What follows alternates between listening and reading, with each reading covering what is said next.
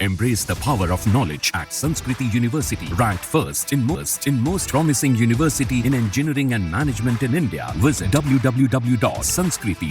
जो ड्रेन उस एरिया में वाटर लॉगिंग के लिए जिम्मेदार था, उस पर वहाँ के सारे कोचिंग सेंटर्स ने इंक्रोचमेंट किया हुआ था, जिसकी वजह से ड्रेन से पानी नहीं निकल पाया।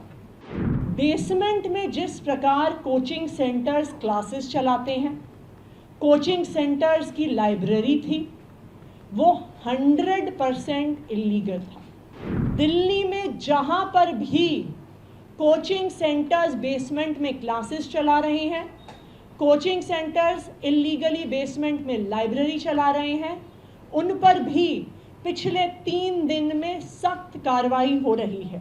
दिल्ली में चल रहे सारे कोचिंग इंस्टीट्यूट्स, चाहे वह IAS, IIT JEE, NEET, CUET, NDA किसी भी एग्ज़ाम्स की तैयारी करवा रहे हों, उन सबको रेगुलेट करने के लिए दिल्ली सरकार एक लॉन्ग टर्म सोल्यूशन के तहत एक कोचिंग इंस्टीट्यूट्स रेगुलेशन एक्ट लेकर आएगी। 24 घंटे का समय दिया गया दिल्ली सरकार के रेवेन्यू डिपार्टमेंट को, DMs को, कि वे इस पर रिपोर्ट देंगे। कुछ डिले के साथ एक इंटरिम इंक्वायरी की रिपोर्ट आई, जो मुझे 29 तारीख को दी गई। MCD द्वारा भी एक प्रिलिमिनरी इंक्वायरी रिपोर्ट सामने रखी गई। 2 महत्वपूर्ण चीज़ें सामने आईं इस एक्सीडेंट के पीछे। सबसे पहला,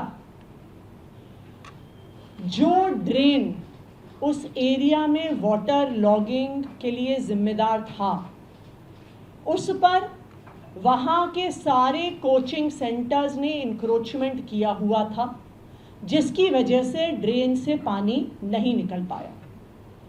दूसरा एक महत्वपूर्ण कारण अभी सामने आया है कि बेसमेंट में जिस प्रकार कोचिंग सेंटर्स क्लासेस चलाते हैं, कोचिंग सेंटर्स की लाइब्रेरी थी, वो 100% इलीगल था। जो बिल्डिंग डिपार्टमेंट द्वारा इस कोचिंग सेंटर को परमिशन दी गई थी, उसमें बेसमेंट का प्रयोग सिर्फ और सिर्फ पार्किंग और स्टोरेज के लिए किया जा सकता था।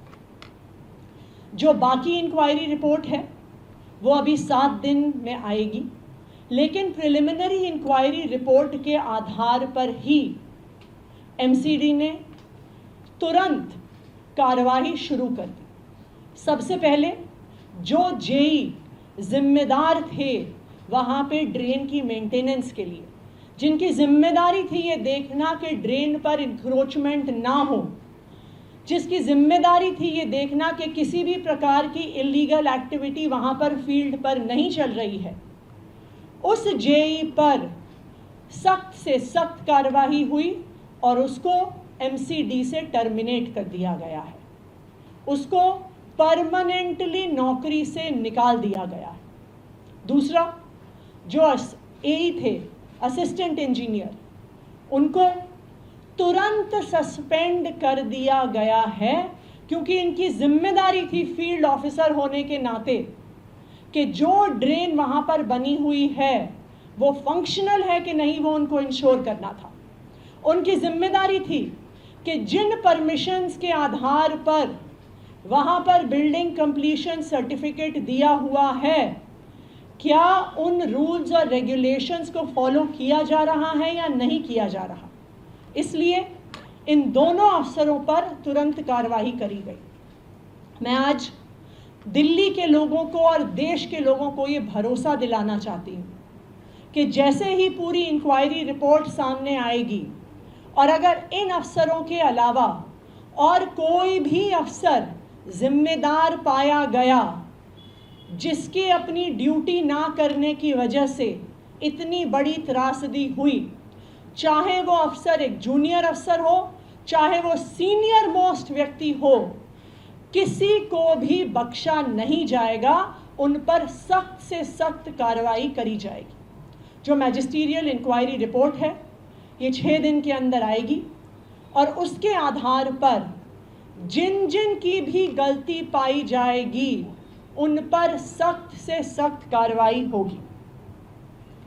ना सिर्फ जेई और एई को सस्पेंड किया गया, जैसे ही पता चला कि ड्रेन की इंक्रोचमेंट की वजह से वाटर लॉगिंग हुई है, मेयर शैली ओबरॉय जी ने आदेश दिए, एक बुलडोज़र को तुरंत राजेंद्र नगर भेजा गया।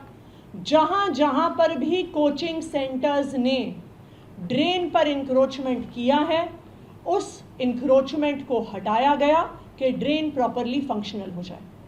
ना सिर्फ इतना, दिल्ली में जहाँ पर भी कोचिंग सेंटर्स बेसमेंट में क्लासेस चला रहे हैं, कोचिंग सेंटर्स इल्लीगली बेसमेंट में लाइब्रेरी चला रहे हैं, उन पर भी पिछले 3 दिन में सख्त कार्रवाई हो रही है। पिछले 3 दिन में राजेंद्र नगर, मुखर्जी नगर, लक्ष्मी नगर, प्रीत विहार एरियाज़ में कोचिंग सेंटर्स की बेसमेंट्स को सील किया गया है। 30 ऐसे बड़े बड़े कोचिंग सेंटर्स हैं जिनकी बेसमेंट सील हुई हैं, जिसमें दृष्टि IAS, बाजीराव, श्रीराम, संस्कृति एकेडमी, IAS गुरुकुल शामिल हैं। इसके अलावा 200 और कोचिंग सेंटर्स को नोटिस दिए गए हैं और आज भी बेसमेंट्स की सीलिंग जारी रहेगी। लेकिन मैं दिल्ली के लोगों को ये भी बताना चाहूँगी कि चाहे बेसमेंट की सीलिंग हो, चाहे ड्रेन पर से इंक्रोचमेंट हटाना हो, ये सारे शॉर्ट टर्म मेजर्स हैं। क्योंकि अगर आप देखिए, देश के अलग अलग हिस्सों में, चाहे वो दिल्ली हो, चाहे बॉम्बे हो, चाहे बेंगलोर हो, चाहे कोटा हो, देश भर से इन कोचिंग हब्स में स्टूडेंट्स कोचिंग के लिए आते हैं। चाहे वो जेई नीट की कोचिंग हो, चाहे वो CUET की कोचिंग हो, चाहे वो IAS की कोचिंग हो, चाहे वो बैंक के एग्ज़ाम्स की तैयारी हो, चाहे वो NDA के एग्ज़ाम्स की तैयारी हो। देश के अलग अलग सेंटर्स में ऐसे कोचिंग हब्स बने हुए हैं जहां पर हर तरह की इल्लीगल एक्टिविटी हो रही है, जहां से पेपर लीक्स की बात सामने आ रही है, जहां पर स्टूडेंट्स की सुसाइड की बात सामने आ रही है, और जहां पर जैसे हमने देखा कि इल्लीगल बिल्डिंग यूज़ की वजह से राजेंद्र नगर में इतनी बड़ी त्रासदी हो गई।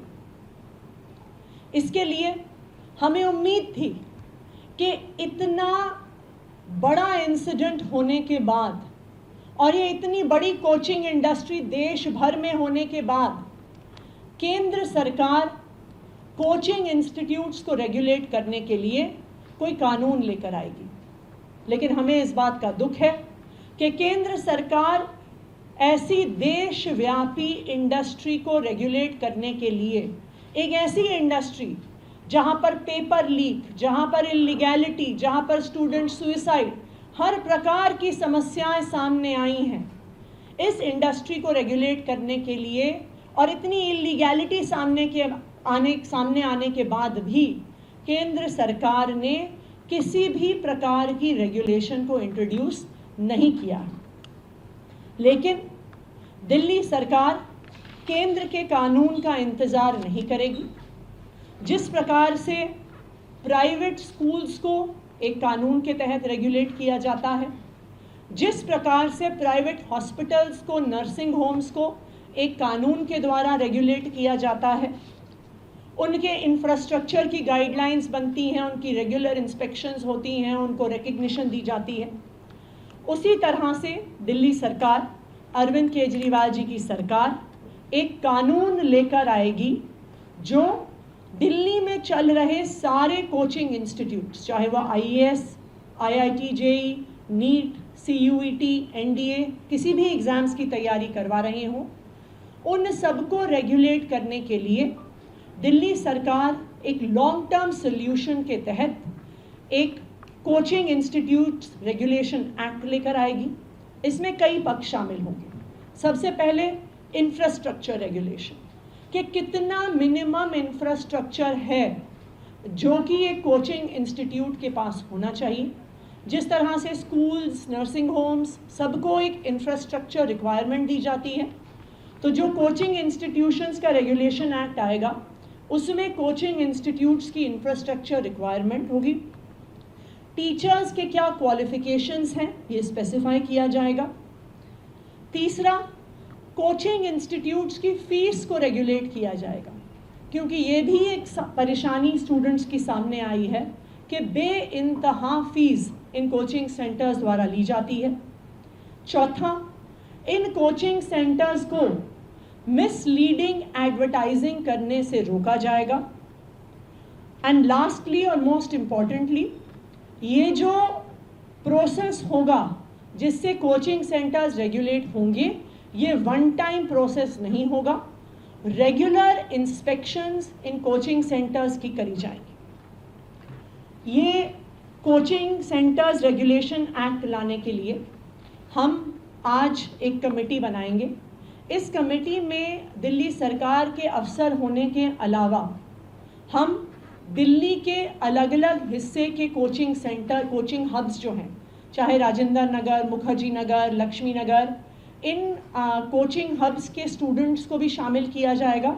और जो स्टूडेंट्स अलग अलग एग्ज़ाम्स की तैयारी कर रहे हैं, चाहे IAS का हो, चाहे CA का हो, चाहे नीट JEE के एग्ज़ाम्स का हो, उनको इस कमेटी में शामिल किया जाएगा।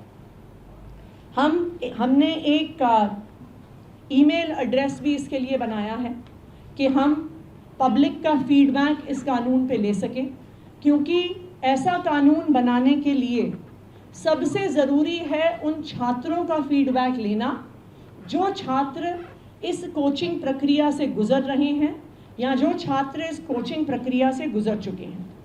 मैं ईमेल एड्रेस अनाउंस कर रही हूँ, coaching.law.feedback@gmail.com, coaching.law.feedback@gmail.com, coaching.law.feedback@gmail.com।